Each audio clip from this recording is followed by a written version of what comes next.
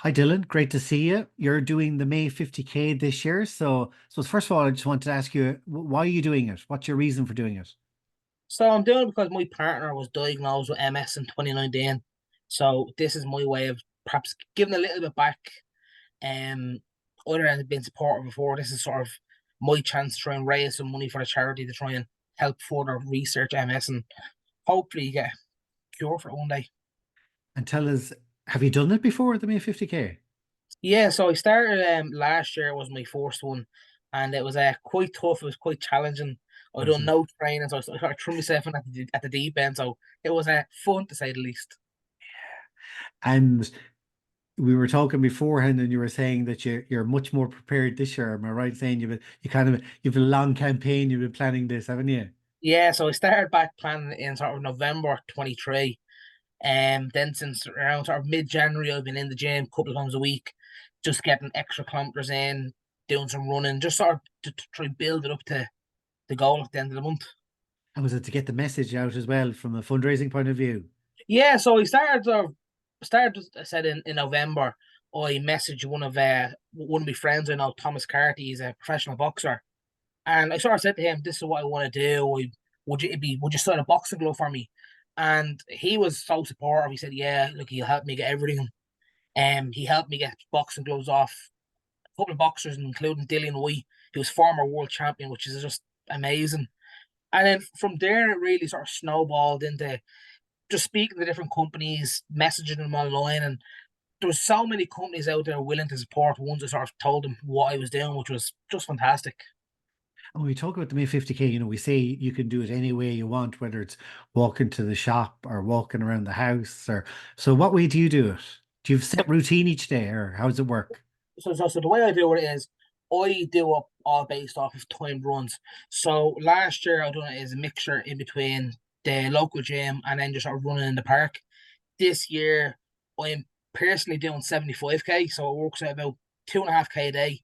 So there's going to be a lot of runs in the morning, some gym sessions in the afternoon. I'm going to try and sort of spread it around. And I've had people pretty much from all over Dublin saying, "Do you want to do a few kilometers with me?" So I'm going to try and spread myself out to get different scenery and sort of just get out there and get more people involved if I can.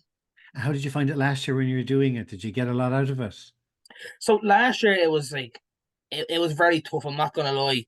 Um, I said I sort of threw myself in at the deep end, and it was tough. I didn't do it every day, so I was sort of doing 4k some days, three the other days. It was sort of a mix. So it was quite tough on the body, but I did enjoy it last year. I sort of done it all by myself, just prepare the headphones in. This year I'm more so aiming to try and get more people involved, get people sort of out there knowing and sort of just increasing the publicity about it a little bit. Exactly. And you've got a great presence on social media. So I'll be sharing those stories of you. Hopefully you'll send us in loads of stories over the month of May while you're doing it. Every day. And just let people know that the website, it's the may50k.ie for anybody, all the information you want to know, how to sign on, how to set up a fundraising page, everything's on the website, isn't it? It is, and to be fair, it is very simple. Like once I launched it, two of my other friends joined pretty much the next day because he wanted to run it with me. I've since had another friend join on board, so there's four of us now. We're all running different goals, different parts of the country, so it's quite good because you can set up teams and you can sort of challenge each other and try and push Yeah. each other that little bit, which makes it a bit fun and a little bit more competitive. Yeah, because it's a global thing, so it's quite social, isn't it? Yeah. Yeah, so I've had people reach out from Australia, the UK. I spoke to another guy from France the other day. He's saying what I was doing online.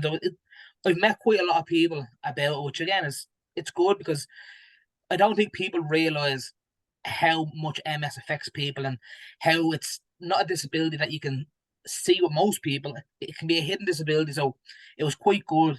I actually spoke to another girl called Kelly. She's in Limerick. She's doing amazing fundraising as well. And I think she only got diagnosed at the end of last year. So even touch a base with her, telling her how my partner was supported was quite good because it's a bit reassuring for her. So it's all about getting the word out there, supporting each other, and just pushing on. Really, Exactly. So listen, we'll be following you on social and the very best of luck. We might get you on afterwards to see how it no, went. no problem at all.